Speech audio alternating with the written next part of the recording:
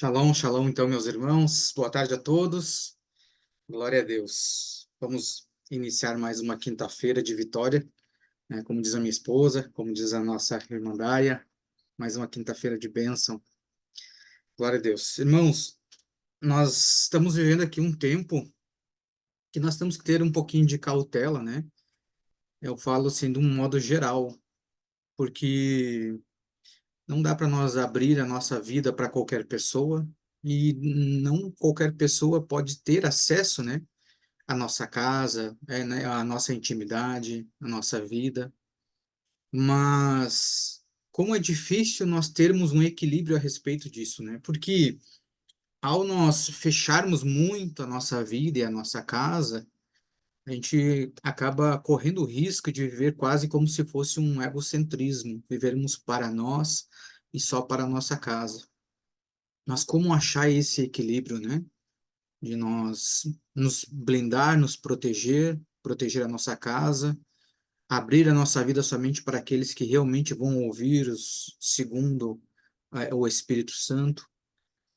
Como que nós vamos nos proteger, né, de não cair nessas armadilhas, mas também não nos tornarmos fechados a ponto de nós não cumprirmos com aquilo que nós somos chamados para cumprir, para alcançar vidas, alcançar almas. Então nós precisamos ter esse equilíbrio. E hoje nós temos visto que boa parte da igreja hoje tem se pregado muito sobre o eu posso, sobre você consegue, o você como o singular, como somente falando a respeito de você. Mas nós sabemos que o Senhor, ele é coletivo, ele é um Senhor do pão nosso, o Pai é nosso, ou seja, o reino é para nós, é um Deus de coletividade. Mas como que nós vamos buscar então esse equilíbrio para que a gente não esteja tão fechado, mas ao mesmo tempo tão aberto e vulnerável às armadilhas de Satanás, né? Não tem outra forma que nós não seja em buscar no Senhor, buscar no Espírito Santo de Deus. Eu sei que é muito bom nós termos, né, ferramentas para que a gente possa desenvolver a nossa capacidade para sermos cada vez melhor. Sim, é muito bom, mas não há ferramenta melhor do que aquela dada pelo Espírito Santo que vai nos guiar em todas as coisas. Não há. Não adianta ser o melhor ser humano, ser mais bem desenvolvido, usar técnicas e técnicas, mas não fazer a vontade do Senhor. E trazer para dentro do meu lar coisas que não era para trazer. E aqueles que era para eu trazer junto para apontar o caminho, eu afastar por conta, até mesmo às vezes, dessas ferramentas. E falando sobre isso, né, sobre nós ter esse equilíbrio, o que que vai afetar se nós não tivermos esse equilíbrio? Hoje o assunto principal aqui que eu quero falar é sobre a misericórdia do Senhor, né? E eu acredito que alcançar essa misericórdia a outras pessoas, ela acaba sendo afetada quando nós criamos as muralhas de Jericó ao redor da nossa casa, né? E aí o Senhor às vezes precisa vir e derrubar, para que saia ali de dentro da nossa casa aquilo que precisa sair, mas que os anjos do Senhor protejam aquilo que não é para entrar. Por isso que nós precisamos buscar esse discernimento no Senhor. Precisamos sim ser cautelosos. Nem tudo que eu vou fazer, nem tudo aquilo que eu penso, ou aquilo que o Senhor colocou no meu coração, eu tenho que já sair de pronto fazendo, ou sair de pronto comunicando a todo mundo o que eu vou fazer. Até porque quando o Senhor entrega aqui as profecias para os profetas, os apóstolos aqui, algumas profecias o Senhor diz assim, agora sela as palavras desse livro, porque não são para este tempo. Ou seja, tem muitas coisas que o Senhor entrega a você, mas não é para comunicar neste tempo ainda. Agora, já tem algumas profecias que o Senhor diz assim, não cele as palavras deste livro. Por quê? Porque já é o tempo. Então, por isso que nós precisamos buscar no Senhor, aquele que criou todas as coisas, aquele que faz todas as coisas, para nos direcionar justamente nisso, saber quando é tempo e quando não é. quando é tempo de eu trazer pessoas para dentro da minha casa e quando não é. Quando é para eu fazer alianças e quando não é. Quando é para eu estar somente com o Senhor. Quando é para eu comunicar ou quando é para eu não comunicar. Por quê? Para que eu também não venha atrapalhar tudo aquilo que Deus tem para fazer através das nossas vidas. Não é mesmo? Então nós temos que ter esse equilíbrio. Podemos usar algumas ferramentas? Sim, mas a melhor ferramenta é aquela que vem do Senhor. Simples, simples. Não podemos cair no engano do eu posso, você consegue, você isso, você aquilo, irmãos. Se não fosse a misericórdia do Senhor ter nos alcançado, nós não poderíamos nada, nada. Então, quando nós ouvimos disso, você pode, você consegue, nós temos que sempre pensar e ter isso no nosso coração, dizer assim, bom, se eu fizer, se eu conseguir, faço e consigo pela força do Espírito, não por mim mesmo.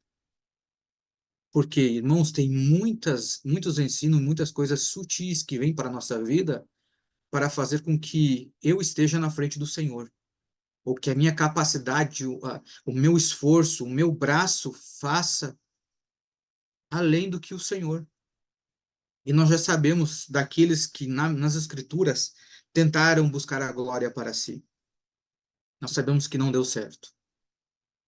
Então, que esse engano não esteja nas nossas vidas, mas que a gente esteja centrado e equilibrado através do Espírito Santo. Ele vai nos conduzir no caminho correto. Né? Tem, acho que não lembro se é um salmo que fala, né, que aquele que teme ao Senhor, a este ele ensinará o caminho que deve andar. Então, nós temos dentro das Escrituras e através do Espírito uma direção precisa e correta.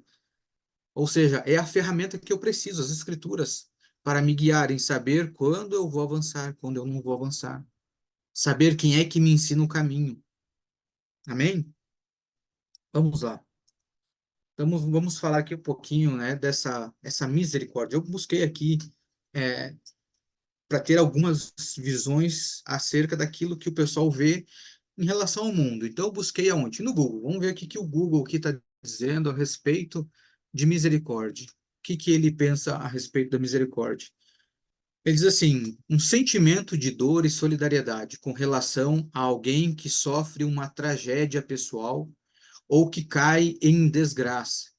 Compaixão, piedade. Ato concreto de manifestação de sentimento, como o perdão, graça, e clemência.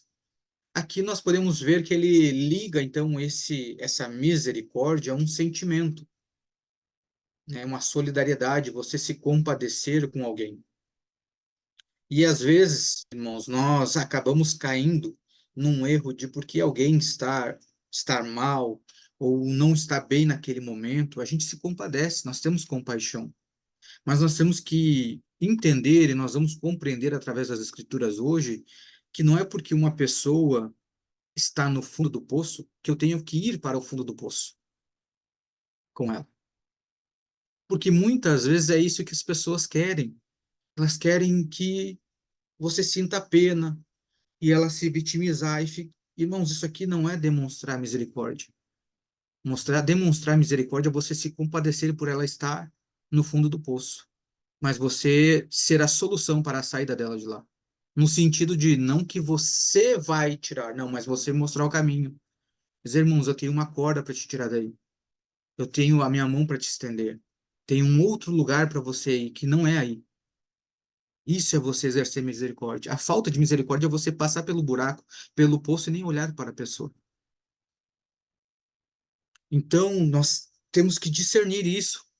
Quando nós vamos observar que a pessoa está num momento delicado, a verdadeira misericórdia não é só eu ter um sentimento e eu me juntar ali, junto com ela, como fez os amigos de Jó, que sentaram com ele, ficaram uma semana lá sentados. Não era isso que o Senhor queria.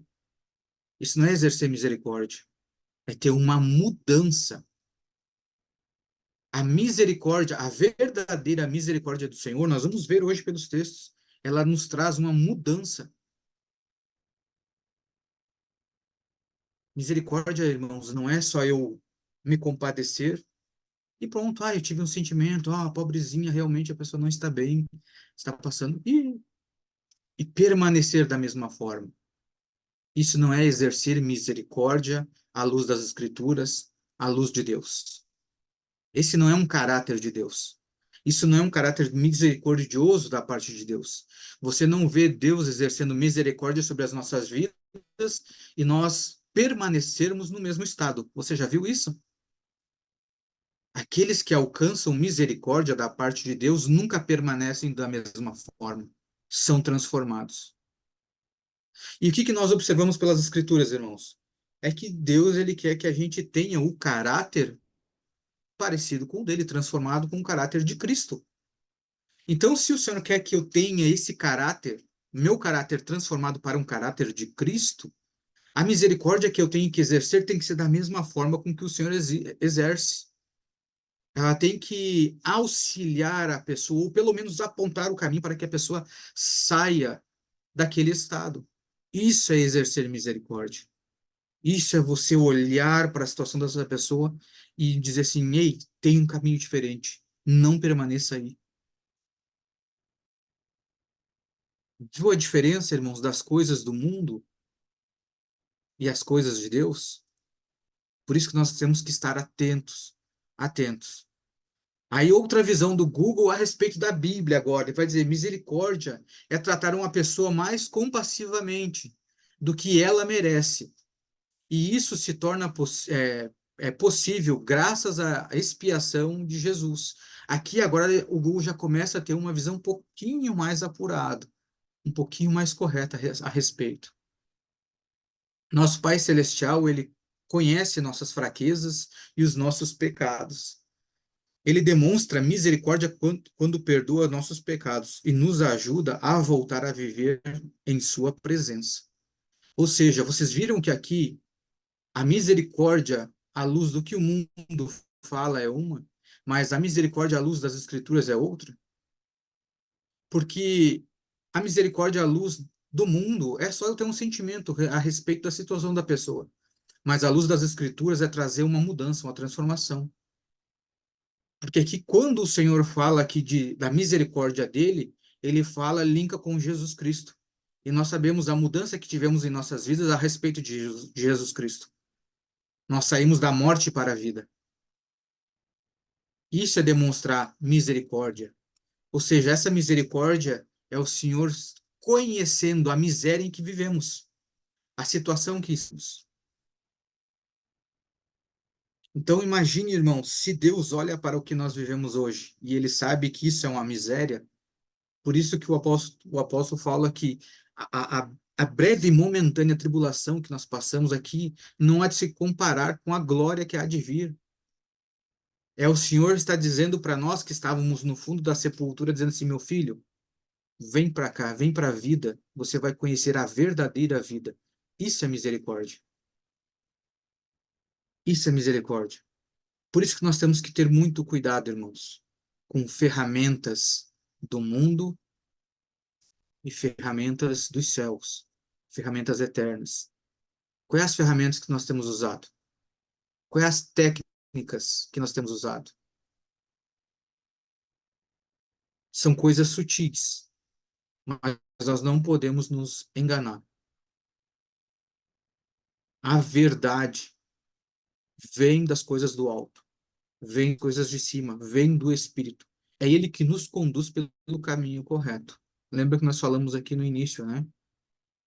Aquele que teme ao Senhor, Ele o ensinará o caminho que deve andar. Então temos que ter cuidado, irmãos. E olha só, como ele falou aqui a respeito, né, de Jesus Cristo, nós sabemos que o Senhor, ele, pela sua misericórdia, ele entregou a sua graça, o seu favor. E a graça, ela significa justamente isso, é um favor imerecido, né, que Deus nos deu. Nada fizemos para merecer. Mas o Senhor, por ser bondoso e demonstrar quem ele é, ele nos entrega essa graça. De forma amorosa, ele derrama sobre uma pessoa o seu favor, a sua graça, a sua misericórdia, ou seja, uma mudança de vida. Uma operação que é efetuada pelo Espírito Santo. E a misericórdia, ela significa justamente isso, essa compaixão, essa mudança, uma mudança até mesmo de ambiente. É Deus se compadecendo com a miséria alheia. Agora eu pergunto, será que nós estamos fazendo isso? Nos compadecendo com a miséria alheia? E miséria, irmãos, não se resume somente à área financeira. Miséria é tudo, porque a pessoa pode ser rica e ainda ser miserável. A pessoa pode ter Jesus, acreditem, que tem um texto que fala isso aqui. A pessoa pode ter Jesus e ainda ser miserável, em um sentido. Sabe o qual? Tem um texto que diz que se nós esperamos em Cristo somente para esta época, não passamos de miseráveis, porque Cristo vai além daqui. Então o Senhor, ele não espera com que a gente viva bem somente nesse tempo. Esse tempo é um processo para a verdadeira glória que virá sobre as nossas vidas. Por isso que o Senhor olha para nós e vê que ainda o que vivemos aqui ainda é miséria, porque Ele sabe o que nos espera, o reino que nos espera, a eternidade que nos espera. Ele sabe. Agora, você está disposto a olhar para o próximo com essa misericórdia? E quando nós estamos falando aqui de misericórdia, primeiro, a misericórdia é sempre para o outro. Ou seja, eu tiro o olhar de mim para olhar para o próximo. Quando eu faço isso, as ferramentas humanas caem por terra, porque as ferramentas humanas apontam para mim. Agora, as ferramentas de Deus apontam para o próximo. Tanto é que os dons que Deus me deu é para a edificação da igreja, ou seja, para o próximo. Então, quando eu começo a exercer essa misericórdia, a ter um olhar misericordioso, eu tiro o olhar de mim mesmo e começo a olhar para o próximo. Agora, em outras palavras, o que que é esse ato de eu tirar o olho de mim e olhar para o próximo? Amor. Está ligado com amor. Só que você viu que nós lemos através do Google, o Google ligar essa misericórdia a um sentimento. Mas nós conhecemos que pelas Escrituras o amor não é um sentimento, e sim um ato, uma atitude, porque Deus, quando ele amou, ele entregou o seu filho, ou seja, foi uma atitude da parte de Deus, consciente, porque ele reconheceu a miséria em que nós estávamos, ou seja, morte. Ele disse: Eu vou tirar os meus filhos daí. Eu amo os meus filhos, por isso enviei a Cristo. Então, se você tiver misericórdia à luz do mundo, você só terá um sentimento. Agora, se você tiver misericórdia à luz de Deus, você terá uma atitude, uma ação que se chama amor para a vida do próximo. Viu como muda um pouquinho as coisas? Vamos lá, quero abrir um texto com vocês aqui. Vamos ver o que fala aqui a respeito das Escrituras. Lá em Mateus, capítulo 9, versículo 13. O Senhor vai estar falando assim, ó: Ide, porém, e aprendei o significado. Ali o Senhor, ele tinha juntado um povo e tinha uns fariseus no meio ali, que o Senhor misturou todo mundo ali, né? Aqueles que queriam o Senhor juntou todo mundo, mas tinha uns fariseus no meio, e os fariseus estavam interpelando Jesus, o porquê que ele estava ali com todo mundo, sentava com todo mundo, comia ali com todo mundo. E o Senhor, ele diz assim: Ide, porém, e aprendei o que significa misericórdia quero, e não sacrifício, porque eu não vim para chamar os justos, mas os pecadores ao arrependimento. Olha só, os pecadores ao arrependimento. O que que é isso? Uma mudança, uma conversão, mudança de estado.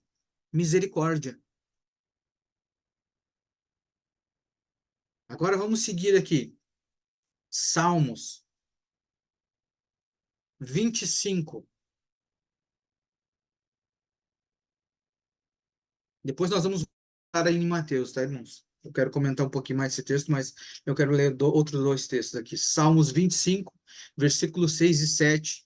Ele vai dizer assim: Lembra-te, Senhor, das tuas misericórdias e das tuas benignidades, porque são desde a eternidade. Não te lembres dos pecados da minha mocidade, nem das minhas transgressões, mas segundo a tua misericórdia, lembra-te de mim por tua bondade, Senhor. Neemias capítulo 9, versículo 31. Mas pela tua grande misericórdia não os destruíste, nem desamparaste, porque és um Deus clemente e misericordioso. Ou seja, um Deus que muda o destino. Agora observem, qual é a diferença desses textos aqui que nós lemos? Mateus, Salmos e Neemias. Qual é a diferença? Quando nós voltamos em Mateus, eu quero ler aqui para que a gente observe bem esse texto. Em Mateus, o Senhor fala assim ali, os fariseus, ele diz assim, ide, olha a primeira ordem de Jesus, ide, porém, e aprendei o que significa misericórdia, quero, e não sacrifício. Porque eu não vim para chamar os justos, mas os pecadores ao arrependimento. Agora eu te pergunto, quando Jesus fala para esses fariseus, ide, eles vão a quem? Se aquele que aplica a verdadeira misericórdia está diante deles. Por isso que Pedro ele diz: Para onde iremos nós, se só tu tens as palavras de vida eterna? Qual é a diferença, então, dos outros textos de Salmos e Neemias? Quando você vê Salmos, quando você vê Neemias, você vê que eles reconhecem quem é que exerce a verdadeira misericórdia. Em Salmos você vê Senhor, Deus de misericórdia. Neemias falando a mesma coisa, que não te apartes da tua misericórdia, que o Senhor age com misericórdia. Ou seja, eles sabem aonde recorrer, aonde aprender, aonde buscar as ferramentas necessárias. Agora, os fariseus, não sabendo, o Senhor diz, ide, aprendei. Mas vão aprender aonde? O que que isso nos mostra, irmãos? Que às vezes aquilo que nós precisamos está bem na nossa frente, mas nós não reconhecemos. Jesus estava diante dos fariseus e ele disse, ide. A mesma coisa que ele fala para os discípulos. Quando o Senhor manda aqueles 70, olha, que não gostaram do discurso do Senhor, ele olha para os discípulos, vocês também quiserem ir, podem ir. Para onde iremos nós se só tu tem as palavras de vida eterna? Ou seja, viu a diferença de reconhecer aonde buscar e aonde não? Se você não reconhecer, irmãos, que tudo que você necessita precisa buscar no Senhor, você corre o sério risco de ter que ir em outro lugar, longe de Deus. E nós sabemos que você buscar isso longe de Deus não dá certo. Nós temos exemplo nas Escrituras. Se você ler a Bíblia, você vai ver de capa a capa testemunhos e a vivência, a vida inteira dos irmãos aqui, que buscando no Senhor obtiveram misericórdia e uma transformação de vida. E aqueles que não quiseram essa misericórdia do Senhor tiveram suas vidas destruídas e às vezes a sua geração. Agora você imagina você ouvir do Senhor, ide, aprendei primeiro. Você tem que dizer assim, Senhor, mas eu vou para onde? Eu só aprendo contigo.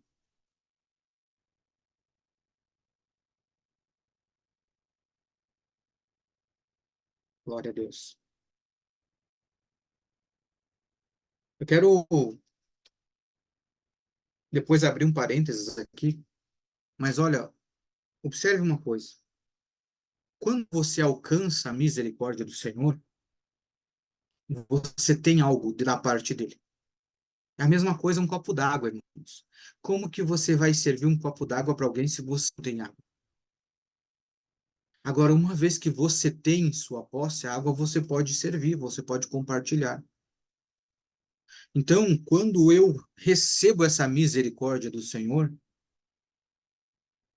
eu tenho que compartilhar.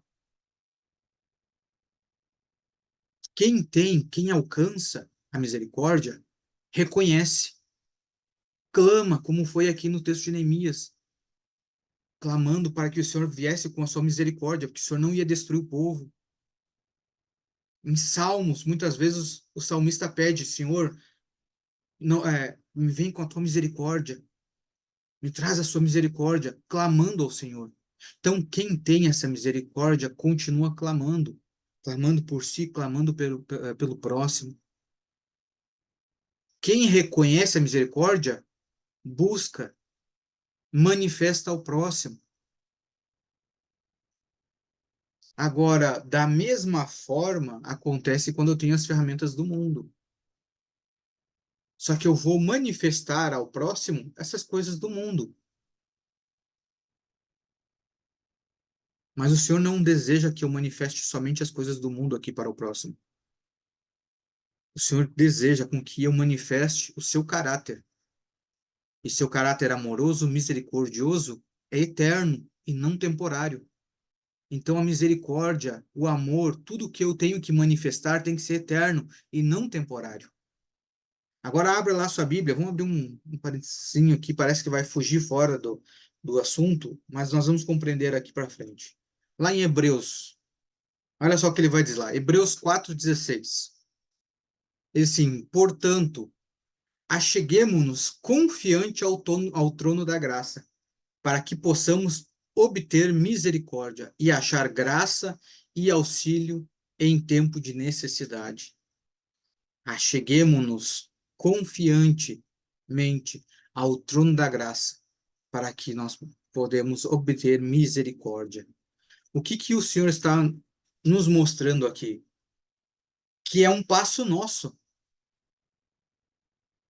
Se achegar, reconhecer, buscar, é uma ação nossa. O Senhor enviou, a ação do Senhor foi enviar Cristo. A porta que nos foi aberta. Mas o Senhor ele não força ninguém a passar por essa porta. Assim, irmãos, como quando você vê alguém no fundo do poço, você não vai forçar essa pessoa a sair de lá. Mas você vai direcionar, você vai estar à disposição, você vai dizer assim, irmãos, aqui em cima é muito melhor. Saia desse fundo. Mas a pessoa, ela tem que querer sair.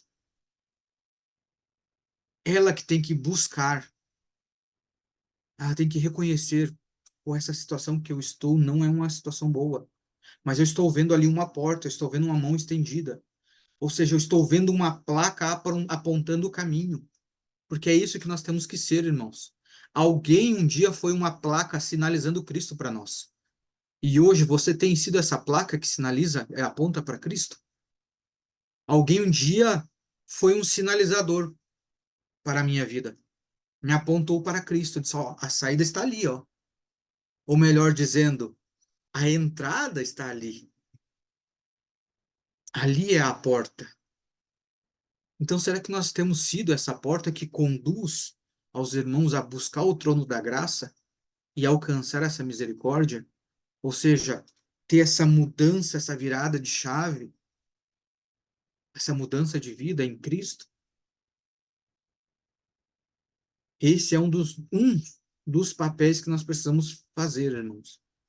Primeiro, olhar para o próximo, reconhecer a situação da pessoa e ser um sinalizador para a verdadeira porta, o verdadeiro caminho. Diz assim, irmãos, é só você querer.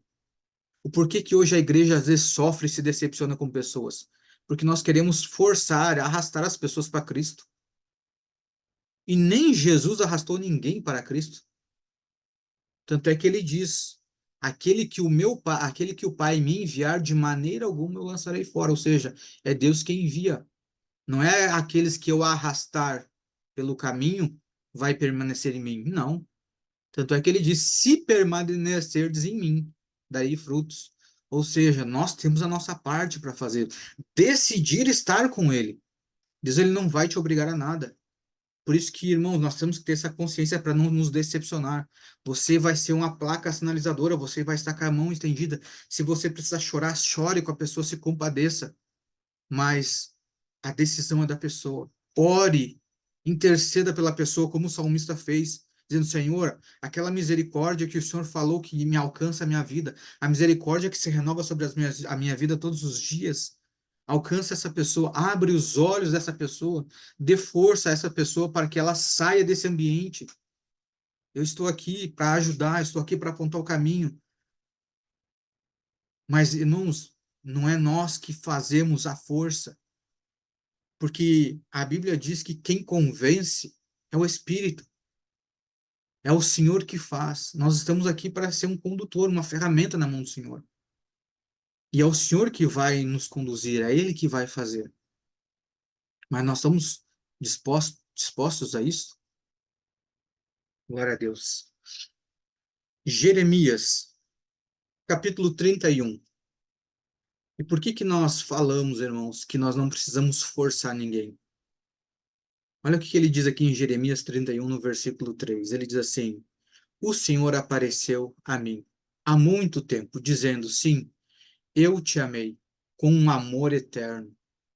Portanto, com ternura te atraí. Ou seja, o Senhor, ele nos atrai, irmãos. Algumas versões aqui vai dizer assim: com benignidade te atraí. Tem uma outra versão aqui da Bíblia judaica que ela vai dizer assim: com amor te atraí. Irmãos, está tudo ligado a uma transformação de vida. É o Senhor que atrai. O Senhor atrai os seus. O Senhor atrai os seus. Esteja junto para ter misericórdia da pessoa. Ser uma seta, ser uma placa apontando para Cristo. Orar, interceder, se compadecer. Irmãos, quando eu vejo isso, às vezes a gente pode dizer assim, bom, se Deus atrai, se é Deus que faz, o porquê que eu tenho que estar ali junto? Se é Deus que vai tirar a pessoa daquele poço, se é Deus que vai trazer a transformação, por que que eu tenho que estar ali? Porque estando junto dali, eu mantenho o meu foco e os meus olhos no próximo e não em mim mesmo, fazendo com que o Senhor, ganhando uma alma, faça com que perca a minha, porque eu posso me perder no meio do caminho ao invés de eu seguir o Senhor. Porque deixando de olhar para o próximo, eu começo a olhar para mim mesmo, já que é o Senhor que faz, eu vou ficar olhando para mim. Irmãos, a igreja hoje está cheia disso. Não, eu vou cuidar da minha casa, da minha vida, estando bem os da minha casa, tá tudo ok. Então, irmãos, quando o Senhor pede para que você exerça misericórdia, não é só pela vida do próximo. Deus, ele sempre vai agir em duas frentes. Ele trabalha na vida do próximo e na sua. Quando você exerce misericórdia sobre a vida do outro, quando você vê o Senhor agindo na vida do outro, isso faz também com que evite com que o teu coração se exalte, para não dizer assim, não fui eu que tirei o fulano do poço. Lembra que Jó fazia isso? Os amigos de Jó falavam isso para ele? Jó, mas era você que fortalecia os joelhos dos cansados, você que levantava aqueles que estavam caídos, você que julgava a causa do próximo. E não era isso que Deus queria. Deus queria que ele dissesse assim: é o Senhor que faz. Por isso que os nossos olhos têm que estar no próximo. E mais, lembra que Jesus falou: quando você fizer a um desses pequeninos, fizeste a mim, por isso que os teus olhos têm que estar no próximo, mesmo que seja ele que faça. Para que você não se exalte, para que você não se feche, não deixe de cumprir a vontade do Senhor. Deus, ele é tão perfeito em todas as coisas que ele faz, irmãos, que às vezes não alcança, nossa mente não alcança. A gente não consegue ver a completude do plano de Deus em cada situação. Que às vezes aquela pessoa que está no fundo do poço, na verdade, o maior beneficiário seria é eu. Quando eu estou ali disponível a usar de misericórdia para a vida da outra pessoa, o que vai ter mais benefícios sou eu mesmo. Primeiro, porque eu estou incluso nos planos do Senhor. Segundo, o Senhor está prevenindo com que eu não exalte o meu coração, com que eu não me feche, com que eu não participe da obra dele. E para daqui a um pouco a coisa não se inverta, ao invés de eu estar fora do poço, daqui a um pouco esteja eu lá no fundo do poço. Aí sim, dependendo da misericórdia de outro. Deus é um Deus maravilhoso que em nada lhe erra. Por isso que ele quer transformar o nosso caráter no caráter de Cristo. E o caráter de Cristo é o caráter do Deus Altíssimo. Ele é quem nós devemos seguir. Ele é o nosso molde, nosso modelo. Ele é a verdadeira ferramenta que nós devemos usar e seguir todos os dias. Estava lendo aqui com o Cauã esses dias e algo que me chamou a atenção, porque a gente acha mais misericórdia uma coisa, e o que me chamou a atenção foi que nós estávamos lendo o Salmo 85 e ali ele vai falar sobre a palavra misericórdia. Só que quando eu li na minha Bíblia misericórdia, na Bíblia dele, a versão dele estava amor. E foi algo que me chamou a atenção, algo que anda junto. Por isso que a misericórdia não é somente um sentimento, não é um sentimento, ela é uma ação, porque ela anda junto com o amor. Anda junto. Lá nos Salmos 85, a partir do versículo 1, ele diz assim, até o 7. Senhor, tu foste favorável à tua terra, trouxeste de volta os cativos de Jacó. Perdoaste a iniquidade do povo, cobriste todo o seu pecado.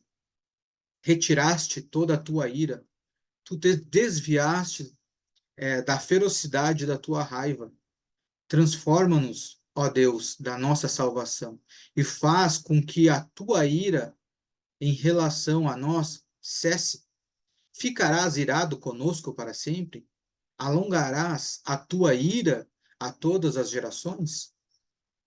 Não nos reviverás outra vez, para que o teu povo se regozije, para que teu povo possa regozijar-se em ti? Mostra-nos tua misericórdia. E aqui que estava essa palavra. Na minha versão estava misericórdia, na dele estava amor. E foi onde me chamou a atenção. Ó Senhor, e dá-nos a tua salvação. O que ele está dizendo? Que essa misericórdia, esse amor traz uma mudança de vida. E será que nós temos usado de misericórdia? Será que nós temos amado o suficiente para trazer uma transformação de vida aos que estão próximos?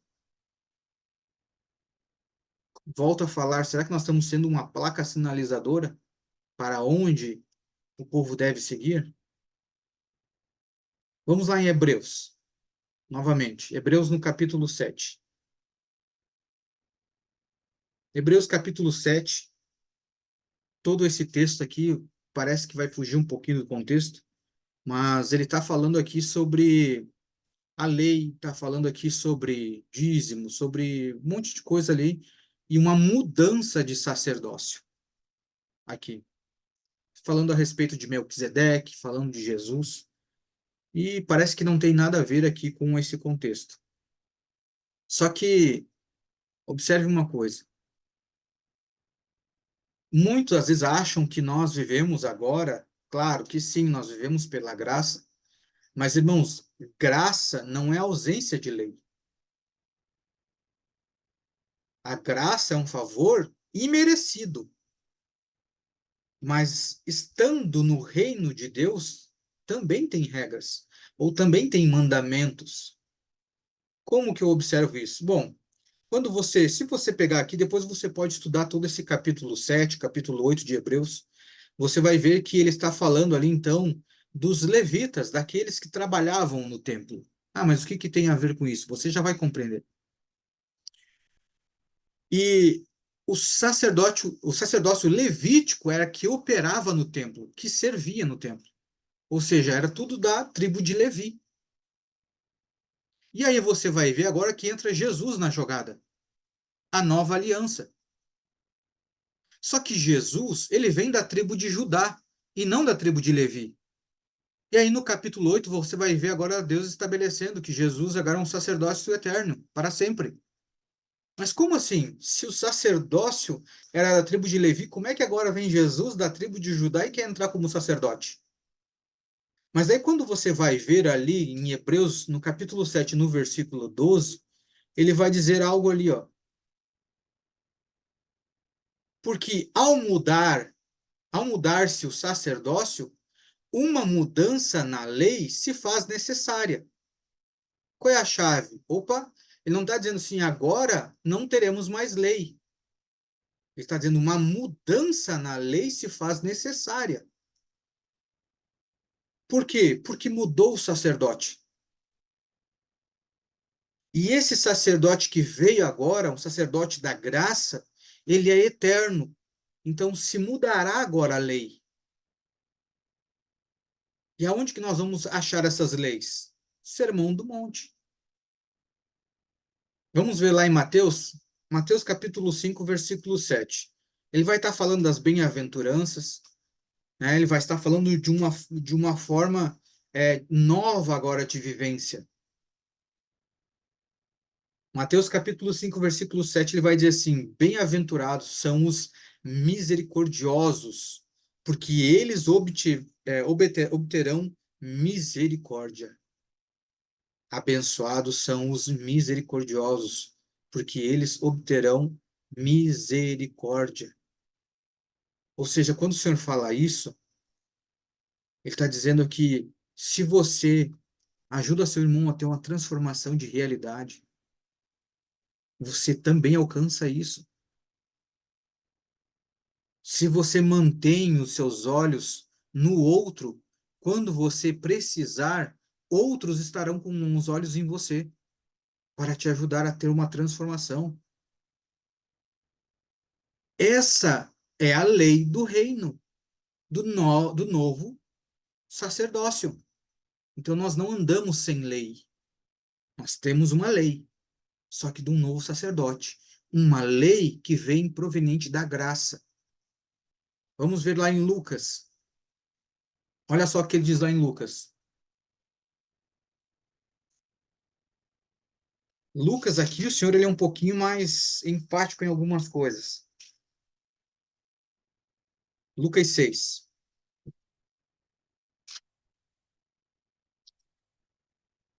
Lucas 6, você vai ver a partir do versículo 20, o senhor falando ali: Abençoados sois vós, os pobres, porque vosso é o reino de Deus. Abençoados, versículo 22, abençoados.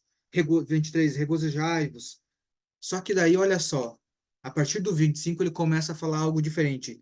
Ai de vós, que estáis fartos, porque tereis fome. Ai de vós, que agora rides, porque é a vez de lamentar. Irmãos, isso aqui é reino. Ai de vós, ai de vós. Ou seja, o que que o Senhor está falando aqui? A nova forma de vida que ele deseja com que a gente viva, que a gente use dessa misericórdia. Se eu me alegro, eu tenho que me alegrar, mas com outras pessoas junto. Eu não posso me alegrar enquanto o irmão está padecendo. Olha o que ele diz aqui: ai de vós que estáis fartos, enquanto tem uns irmãos do teu lado perecendo.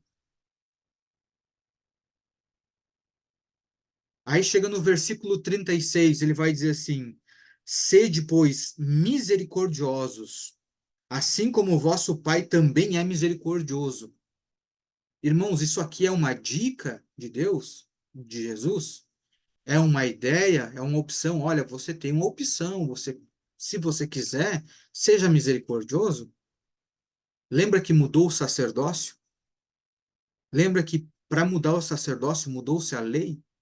Então, ser misericordioso, irmãos, aqui não é uma opção, é uma obrigação do crente. É uma obrigação. É a lei do reino para as nossas vidas. Glória a Deus. Olha só. Por isso que o Senhor diz assim, ó, misericórdia quero e não sacrifício. Por que que o Senhor falou isso para os fariseus? No texto que nós lemos lá no início, foi em Mateus, né? Mateus 9:13, que nós lemos isso. Que o Senhor diz isso para os fariseus. Ide, aprendei, misericórdia quero e não sacrifício. Por quê? Porque isso era uma mudança de lei que ele estava fazendo. A misericórdia faz parte da nova lei, o sacrifício fazia parte da antiga lei. O que que está dizendo? É uma nova forma de viver. Antes você julgava as pessoas, antes você matava, você conduzia de outra forma, você não usava de misericórdia. Agora você vai viver diferente. O que que ele está dizendo? Eu quero a nova aliança para a sua vida agora. A antiga aliança não te aperfeiçoava. Eu quero a nova aliança para te aperfeiçoar. A antiga aliança está te conduzindo para essa nova. Uma transformação de vida, principalmente em relação ao outro. O sentido que o Senhor está trazendo aqui da antiga aliança para a nova era no sentido do outro. Por que ele dizia aqui a respeito dos fariseus? Que eles pregavam a lei, mas eles mesmos não cumpriam. O que ele está dizendo agora através da nova aliança da misericórdia?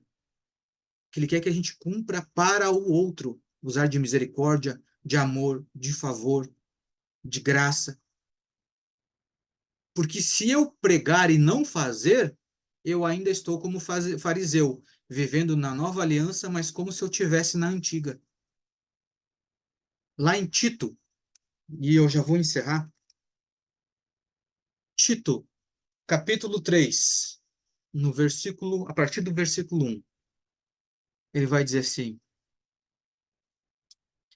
admoesta-os a quem sejam, admoesta-os a que sejam submissos aos principados e potestades, que obedeçam os magistrados e estejam preparados para toda boa obra, que ninguém fale em mal, nem sejam contenciosos, mas bondosos, mostrando toda mansidão para com todos os homens. Porque também nós éramos, noutro tempo, tolos, desobedientes, enganadores, servindo a várias concupiscências e prazeres, vivendo em malícias e inveja, odiosos e odiando uns aos outros. Mas quando a benignidade e o amor de Deus, o nosso Salvador, para com os homens apareceu, não pelas obras de justiça que havemos feito, mas segundo a sua misericórdia, nos salvou pela lavagem da regeneração, da renovação do Espírito Santo, que abundantemente ele derramou sobre nós por Jesus Cristo, nosso Salvador, para que, sendo justificados por sua graça, sejamos feitos herdeiros segundo a esperança da vida eterna. Então, ele não está falando somente da vida temporária. Irmãos, a misericórdia, a verdadeira misericórdia, a ação da misericórdia, ela tem um efeito eterno. Ela nos conduz para a eternidade. Se a sua misericórdia alcança só esse plano, isso não é misericórdia, é um sentimento de pena. Misericórdia, ela vai além deste tempo. Ela vai para a era vindoura. Ela transforma a vida de uma pessoa. Ela aponta o caminho. Ela traz um modelo novo de vida. Tira da condenação e leva para próximo de Deus. Isso se chama aproximação, que foi o que nós recebemos através da vida de Cristo. Ele nos aproximou de Deus. Ele é a porta, é o acesso, é o caminho. O ato de o Senhor enviar a Cristo foi misericórdia. Cristo agiu como nós falamos antes. Ele foi uma placa também apontando para Deus. Por isso que ele diz: ninguém vem ao Pai se não for por mim. Ou seja, eu estou apontando o único, sem atalho, o único caminho. Isso é misericórdia. Mas nós precisamos decidir trilhar esse caminho. Você está disposto a trilhar esse caminho? Lembra das leis do reino. Sedes misericordiosos, para que também alcance a misericórdia. Hoje nós vamos ceiar novamente. O que é isso? Misericórdia. Porque a ceia, ela nos trouxe uma transformação de vida para aqueles que estavam no túmulo, num sepulcro, nas trevas, e nós fomos transportados para o reino do Filho e seu amor, para o reino de Cristo. Isso é uma mudança. O que é isso? É conversão, transformação. Por isso, irmãos, que quando o Senhor fala em nós, cultuarmos a Deus é o nosso culto racional. Não sede transformados pela renovação do vosso entendimento, da vossa mente. É um culto racional, é saber o que vocês estão fazendo, é optar por Cristo, decidir pelo Senhor, pelo caminho do Senhor. Lembra quando o jovem foi falar para o Senhor que todas as coisas ele cumpria da lei? O Senhor disse, então vende tudo e dá aos pobres. Qual foi o caminho que ele escolheu? O Senhor teve misericórdia por ele ali ou não? Teve, porque o Senhor deu uma opção para ele de segui-lo, mas ele não quis, porque as coisas temporárias eram muito mais importantes do que as coisas vindouras. Então você está disposto a isso? A olhar além deste tempo? E mais, você está disposto a abrir tempo da sua vida para que outros possam ter essa mesma visão e decidir por Cristo?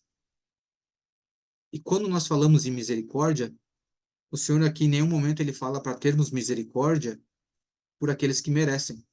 Justamente foi ao contrário. Normalmente é quem não merece. E na verdade nenhum de nós merecemos. Mas na lei dele não diz assim, sede misericordiosos com aqueles que merecem. Não é mesmo? É fácil? Claro que não. A lei do reino da aliança, da nova aliança ficou muito mais difícil, irmãos, com a antiga aliança do que a antiga aliança. A antiga aliança era olho por olho. A nova aliança, você tem que dar a outra face. Você tem que amar aqueles que te odeiam. Ou seja, o nível foi lá para cima. Aonde está a tua disposição? Pegue o seu pão. Enquanto isso, medite nesta palavra. Medite nesta misericórdia que alcançou a sua vida.